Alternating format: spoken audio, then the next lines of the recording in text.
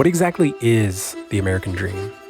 What I've been told is that the American dream is to make it on your own, get a big house, start a family. In the 1950s, the American dream became associated with the ideal of a house in the suburbs and a white picket fence. But that's changing. As we started to feel really lonely and isolated in the suburbs, it felt like we traded in community and relationships for the big house. We didn't want to raise our kid alone in a big house in the suburbs. It may have different expressions, but at its core, the American dream is the freedom and opportunity to build the life you want. The white picket fence single-family home, we craved something different, and so we committed to a different life. This family has dusted off an old housing concept to create something they call a microvillage. We're designing something different here than the American dream would otherwise tell us to do. These are stories of people reimagining the American dream for a new generation. Okay, Trish, Aria, tour. Take one.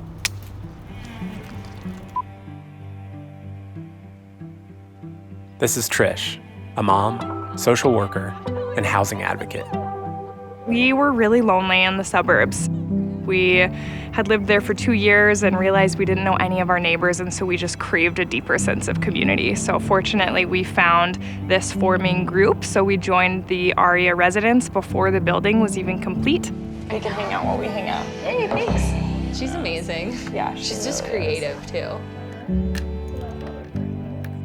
The difference between cohousing and a traditional neighborhood or any type of people living in close proximity is really just intention. So the people who live here because they want to live more communally. And so when they join, they agree to participate in the community, to attend community dinners, to give their labor towards bettering the community and the surrounding spaces.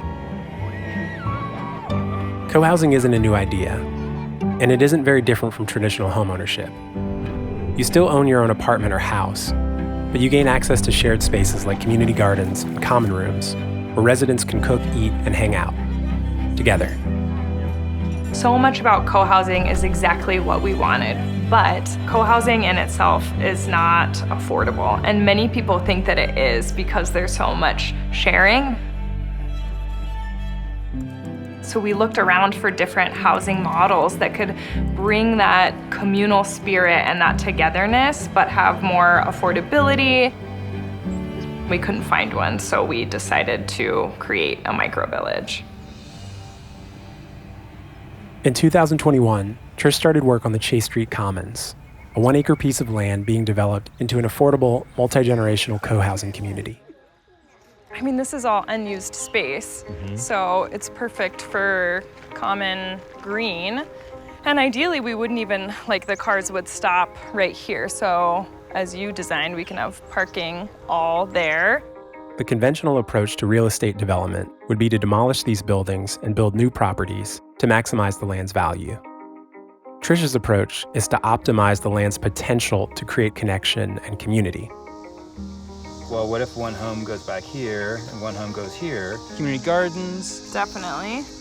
We want to transform the existing space to include 4 or 5 households.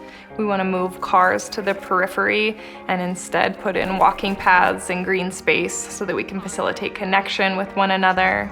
We want to convert our existing structures into common spaces. And one way that we're making Chase Street Commons more accessible is by utilizing a land lease model. So typically when someone buys a single family home, they're paying for the house that's built as well as the land underneath it. We are trying to separate those two so that folks only have to come with the money to pay for the home, but they can purchase the land over time. So it creates an opportunity for people to own a home without bringing so much money up front. For a variety of reasons, millennials aren't buying as many homes as prior generations. One of those is the high cost of entry.